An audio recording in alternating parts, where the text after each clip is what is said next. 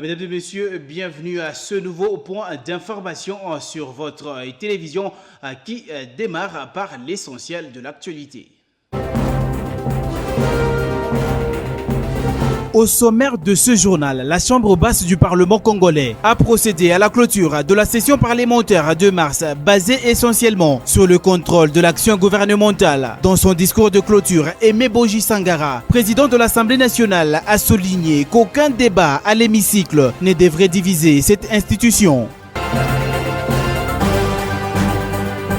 Ensuite, évolution de la situation épidémiologique d'Ebola. Samuel Roger Kamba, ministre de la Santé publique, a souligné à travers le briefing presse que la riposte sur terrain est menée avec efficacité. Dans un autre registre, lancement de la campagne nationale de marquage des armes à feu en RDC par le directeur de cabinet du vice-premier ministre, ministre de l'Intérieur, Eline Kumbi Wankumbi. Une initiative qui vise à renforcer la traçabilité des armes, sécuriser les stocks nationaux. Enfin, nouvellement nommé, le directeur général de l'autorité des régulations de la sous-traitance dans les secteurs privés RSP, Ted Baleshaï, a été reçu ce mardi 16 juin 2026 par le numéro 1 de l'organe délibérant du Haut-Katanga, Kabouemwamba Michel. Objectif, présentation des civilités. Mesdames et messieurs, voilà l'essentiel de l'actualité. Place à présent à votre journal. Bienvenue. Ce journal démarre par cette note à l'Assemblée nationale. Clôture lundi 15 juin 2026 de la session parlementaire de mars 2026. Une session basée essentiellement sur le contrôle de l'action gouvernementale. Dans son discours, le speaker de la Chambre basse du Parlement congolais, Aimé Boji Sangara, a fait savoir qu'aucun débat parlementaire ne devrait être une source de division au sein de cette institution d'appui à la démocratie. Aimé Boji Sangara est à suivre dans cet extrait choisi pour vous par votre rédaction. Cette question de l'évaluation de l'état des sièges qui préoccupe fortement toute l'Assemblée nationale et toute la République, cette question a été inscrite à l'ordre du jour et reportée à 2 reprises. Et donc le samedi passé, après que les membres du gouvernement qui sont venus ici aient fourni des efforts considérables pour améliorer leur présentation telle que notre propre plénière l'avait sollicité, on en est arrivé au point où les débats étaient suspendus et comme conséquence, et j'ai suivi moi dans les réseaux sociaux, les collègues députés du Nord Kivu et de l'Ituri ont décidé de suspendre leur participation à nos travaux. Je ne souhaiterais pas du tout qu'à l'occasion d'un débat, notre auguste chambre soit divisée. Donc moi, j'aimerais que nous puissions, en toute responsabilité, adopter une attitude qui va faire de sorte que un examen d'un texte ne puisse pas nous diviser au bout de la démarche. Chers collègues, chacun d'entre nous ici a été élu. Chacun d'entre nous est libre d'initier, de soutenir une initiative. On a le droit de protester. On privilégie toujours les dialogues. Quelle que soit l'initiative, votre bureau dépense énormément d'énergie pour dialoguer avec les initiateurs, avec les concernés, dans le cadre de bonnes relations que nous devons entretenir d'abord au sein de notre propre communauté ici, mais avec l'institution gouvernement qui émane de cette même assemblée ici. Et dans le reste de l'actualité, le ministre de la Communication et porte-parole du gouvernement aux côtés de son collègue de la Santé publique, Dr Samuel Roger Kamba, a co-animé un briefing presse lundi 15 juin 2026 consacré à la situation sanitaire de la maladie à virus Ebola et d'autres actualités de l'heure au pays concernant la manifestation de l'opposition du 12 juin 2026, le porte-parole du gouvernement a fait savoir qu'aucun décès n'a été enregistré et que la violence n'a pas de place en démocratie. Suivez le porte-parole du gouvernement Patrick Mouyaya Katembwe dans cet extrait choisi pour vous par le roi Mwamba Katalwe. Alors, sur votre question par rapport à la manifestation du 12, Je dois d'abord rappeler un principe. C'est que la liberté de manifester ou la liberté d'expression, c'est des droits qui sont garantis par la Constitution. Je dois rappeler aussi que dans ces contextes, la violence n'a pas de place. La violence est inacceptable d'où qu'elle vienne. Je dois aussi rappeler que lorsque responsable politique, vous convenez avec les autorités urbaines du lieu et de comment la manifestation peut se dérouler, je pense qu'il faut s'en tenir à ce qui est prévu. Mais quoi qu'il en soit, on ne va pas revenir sur le détail. Nous, comme gouvernement, qu'est-ce que nous avons fait? Le communiqué que j'ai sorti samedi a été sorti le vendredi dans la soirée. Le ministre d'État, ministre de la Justice et garde-sceaux a rendu visite aux responsables des partis politiques qui étaient à la marche la journée. On ne les regarde pas parce qu'ils sont d'un courant politique différent, mais on les regarde d'abord comme de Congolais, dans un contexte où les libertés publiques sont garanties. Et donc, le ministre de la Justice a fait cette démarche pour, y compris, avoir les détails de leur version par rapport aux événements qui sont passés. Et dans le même registre, pour sa part, le ministre de la Santé publique, Dr Samuel Roger Kamba, a tenu à faire le point sur l'évolution de la situation épidémiologique où il a indiqué que la riposte contre Ebola sur terrain est en train d'être menée avec efficacité et a rappelé les efforts déployés pour contenir la propagation. Suivez-le dans cet extrait. Donc la riposte n'est pas dépassée par le mal. Je ne comprends pas d'ailleurs le concept. Si c'est pour dire vous n'avez pas assez de tests, je me dis non, c'est faux. Parce que maintenant, nous répondons à 24 heures. C'est-à-dire que quand on a testé, le même jour, on a la réponse. Et donc ça, c'est une évolution qu'on n'avait pas. Par exemple, on avait un retard dans le sud Kivu, dans le nord Kivu, parce que on n'avait pas les moyens d'acheminer tous les intrants au laboratoire. Et maintenant, même là, parce qu'on a mis un laboratoire à Beni, on a mis un laboratoire à Butembo, donc même là maintenant, on teste dans les 24 heures. Donc, c'est difficile de dire la riposte est dépassée par l'ampleur. Je ne sais même pas comment.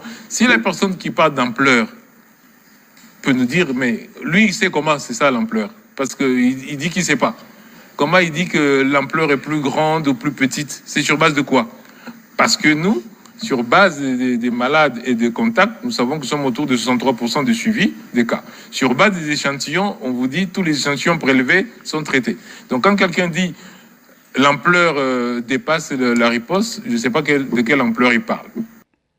Et puis, représentant le vice-premier ministre, ministre de l'Intérieur, Jacquemain Chabani Luko, empêché le directeur de cabinet adjoint, Eli Nkumbi a procédé à Kinshasa au lancement de la campagne nationale de marquage des armes à feu en République démocratique du Congo. Cette initiative vise à renforcer la traçabilité des armes, sécuriser les stocks nationaux. Regardez.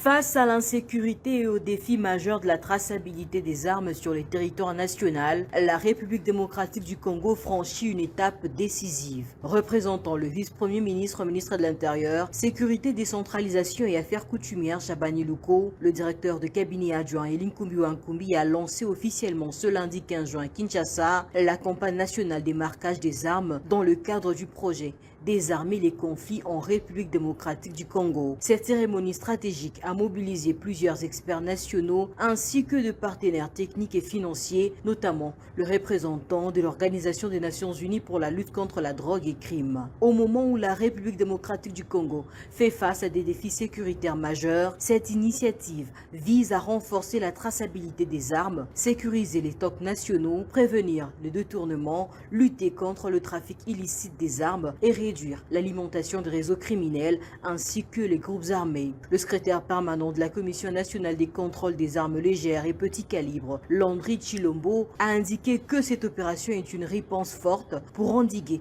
le phénomène de braquage, d'extorsion, d'intrusion armée et d'enlèvement. Au nom du vice-premier ministre, ministre de l'Intérieur, le directeur de cabinet adjoint, Elinkumbi Ankumbi, a rassuré que cette campagne lancée n'est pas une mesure de stigmatisation, mais constitue une mesure de sécurité publique qui garantit le contrôle des armes. Je tiens à saluer, à rassurer la population que cette campagne n'est pas une mesure de stigmatisation. Elle constitue avant tout une mesure de sécurité publique, de prévention et de protection collective visant à garantir qu'aucune arme ne puisse échapper au contrôle de l'État et aussi que le marquage est désormais un outil très capital d'appui pour les enquêtes et investigations dans les infractions liées aux armes à feu. Cette cérémonie de haut niveau s'est clôturée par une démonstration pratique de marquage d'armes et manipulation de machines par les techniciens de la Commission nationale de contrôle des armes légères et petits calibres, preuve du professionnalisme de ces services étatiques. Au chapitre de mines, le ministre des tutelles, Louis Watum Kabomba, a pris part lundi 15 juin 2026 à l'exposé des résultats du travail effectué par les équipes constituées dans le cadre du concours d'excellence Boigna. Après plusieurs semaines de recherche, en présence des spécialistes, chaque groupe a défendu ses recommandations sur des thématiques stratégiques liées notamment au renforcement de la gouvernance minière. Les détails, c'est dans cet élément de reportage. Après plusieurs semaines de recherche, d'analyse approfondie et de travaux en groupe, les équipes constituées dans le cadre du concours d'excellence Boigna ont présenté ce lundi 15 juin 2026 les résultats de leurs réflexions devant un jury d'experts. Présent à cette séance d'évaluation, le ministre des Mines a tenu à suivre personnellement l'évolution des travaux afin d'apprécier la qualité des propositions formulées par cette jeune élite de l'administration publique. Cet exercice n'est pas uniquement un simple concours comme ça où après on va se dire au revoir et remettre des prix, mais je crois que c'est une passerelle que nous créons avec vous les énarques. Il faut que nous puissions puiser dans vos intelligences parce que vous avez cette connaissance-là. Nous ne devons pas la gâcher. Le secrétaire général aux mines, M. Jacques Ramazani, a également pris part aux travaux. Face à un jury composé de spécialistes chevronnés issus des différentes structures sous tutelle du ministère de Mines, chaque groupe a défendu ses recommandations sur des thématiques stratégiques liées notamment au renforcement de la gouvernance minière, à la transparence et à la traçabilité des ressources minières, à la lutte contre la fraude, à l'encadrement de l'artisanat minier, à l'exploration géologique, ainsi qu'au développement des nouveaux projets miniers. Et puis Raissa Malou Dinanga, ministre de l'Enseignement, ministre plutôt de l'Éducation nationale et nouvelle citoyenneté, a lancé l'atelier consacré à l'élaboration des outils pédagogiques et de suivi, évaluation des clubs de veille citoyenne dans les écoles primaires et secondaires devant permettre à chaque élève de développer des comportements responsables. Suivez. Et la citoyenneté, le patriotisme et le devoir de mémoire seront davantage enseignés dans les écoles de la RDC pour aider les élèves à devenir des citoyens responsables et engagés.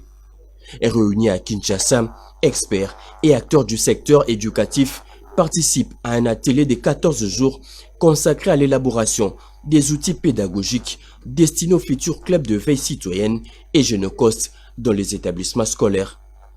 Les travaux ont été officiellement lancés par la ministre de l'Éducation nationale, Raissa Malou. L'administration devra organiser et suivre. L'inspection devra encadrer et évaluer. Les enseignants devront animer. Les chefs d'établissement devront impulser. Les élèves devront s'approprier. Les parents et les partenaires devront accompagner. Organisé avec l'appui de la Commission interinstitutionnelle d'aide aux victimes et d'appui aux réformes CIAVAR, cette initiative entend transmettre aux élèves la mémoire des victimes des conflits ayant frappé le pays tout en les sensibilisant aux valeurs de paix, de vigilance citoyenne et de cohésion nationale. À travers ces clubs, les RDC La Siavar mise sur l'école pour faire vivre le devoir des mémoires du jeune Coste et ancrer les valeurs citoyennes auprès des jeunes générations.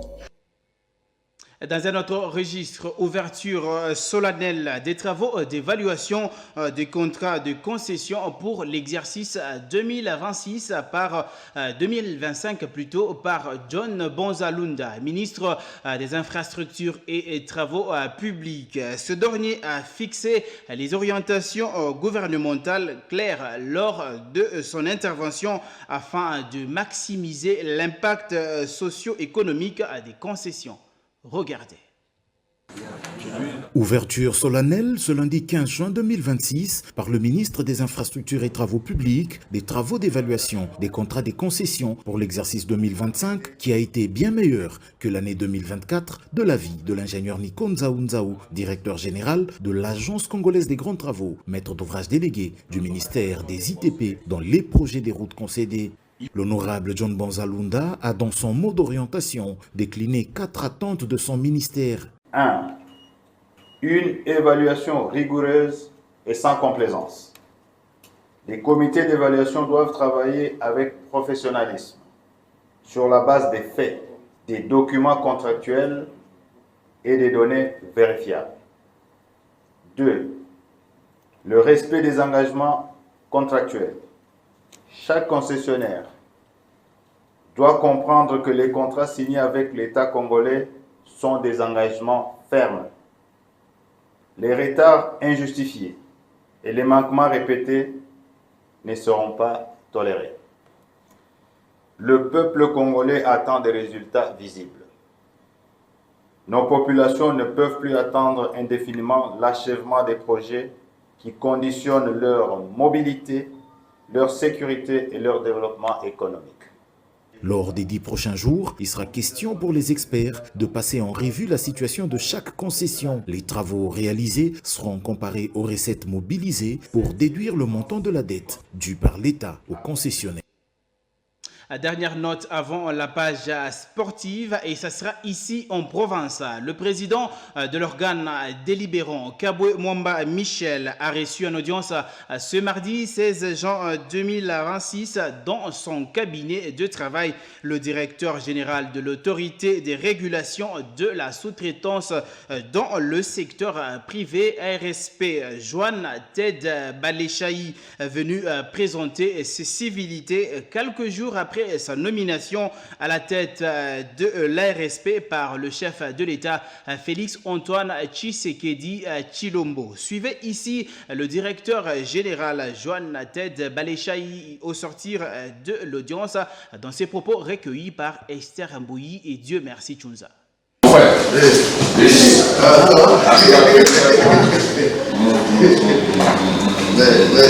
C'est un visage qui m'est familier. En tout cas, mon frère. Je suis le directeur général de l'ARSP. Je suis en mission dans le cadre des activités de DRC Mining Week. Et je suis venu présenter mes civilités aux autorités provinciales en commençant par le président Michel. Et j'ai été bien accueilli et je le remercie infiniment pour l'accueil qu'il m'a réservé. C'est pour ça que je suis là. Je suis là pour accompagner les sociétés de sous-traitance à gagner de marché et je suis là aussi pour faire respecter la loi sur la sous-traitance. Il m'a encouragé à faire mon travail et moi je le remercie de son soutien et je crois bien on va faire route ensemble pour que les sociétés qui évoluent dans la sous-traitance prospèrent. Bon, merci pour l'accueil. Merci. Comme annoncé, place à présent à l'actualité sportive.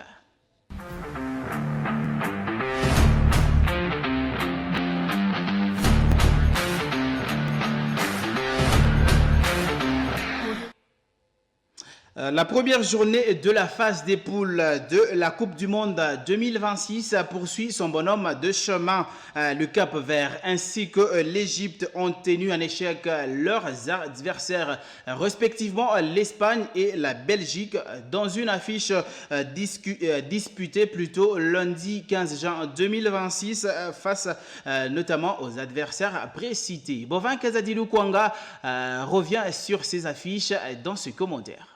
Ahí Pedri, Cucurella de cabeza, balón para Oyarzabal, Pedri. Il est considéré comme l'un des oiseaux rares entrant dans l'arche de Noé.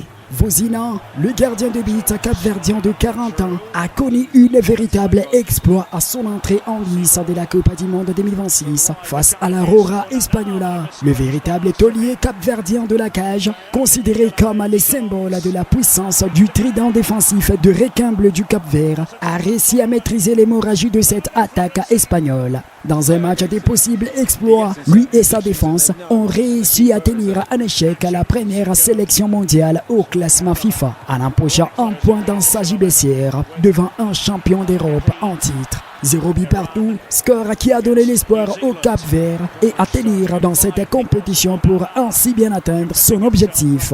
En deuxième explication, les Diables Rouges de la Belgique ont loupé de se faire enfermer dans un sarcophage égyptien. Les pharaons d'Égypte se sont fait sentir et faire douter leurs adversaires avec cette belle réalisation du jeune milieu de terrain des nationales Al-Ali, Imam Achour. Le jeune de 28 ans a fusillé les gardiens Thibaut Courtois et troué sa cage à la 19e minute de jeu.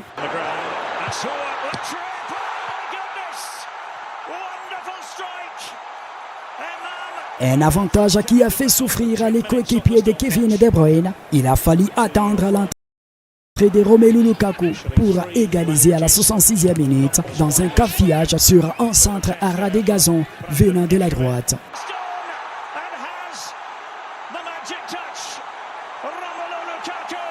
Un match qui a fait preuve du caractère, voire de l'organisation pour répartir avec un point crucial.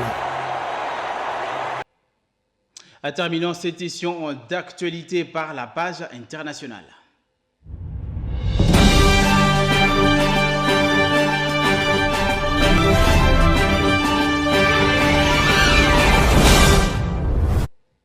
En République centrafricaine, début du procès de l'ancien président François Bozizé, alors qu'en Afrique du Sud, le pays pleure le monument du jazz. Abdullah Ibrahim, décédé lundi 15 juin 2026.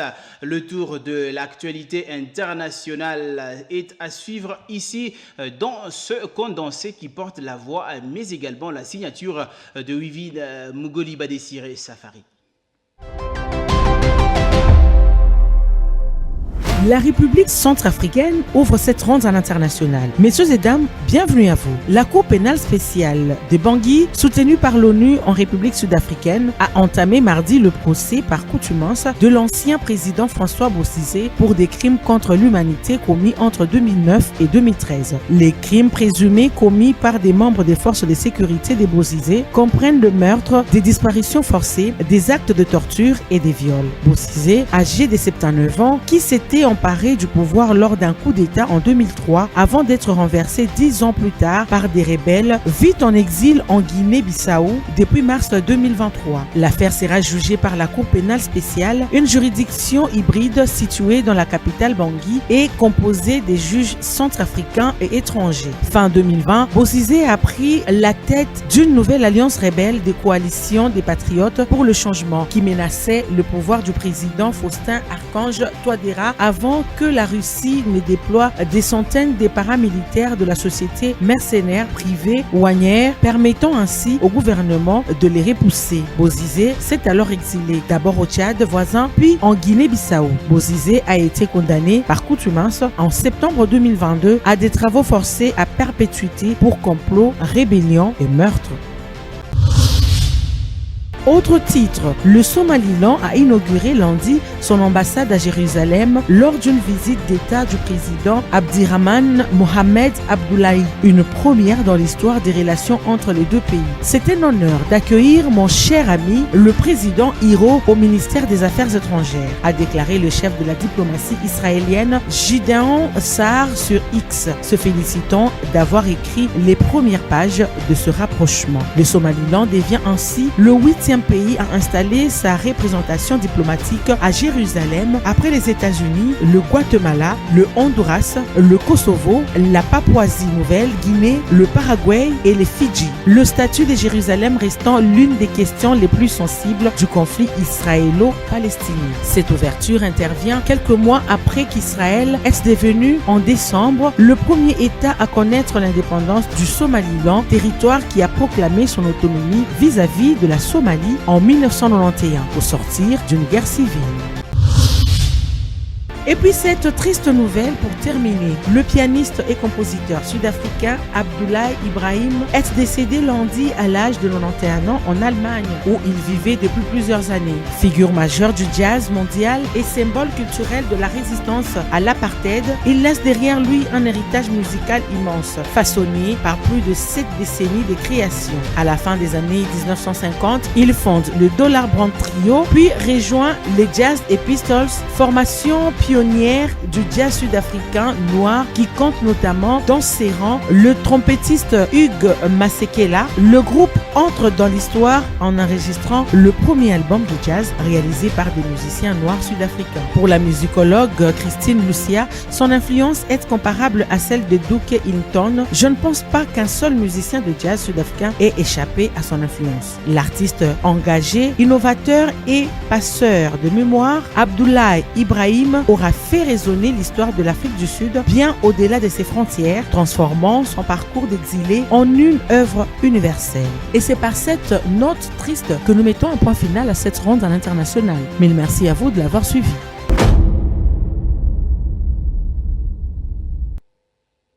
L'information ne s'arrête jamais. Mais nous, on vous dit à demain 19h avec le même plaisir.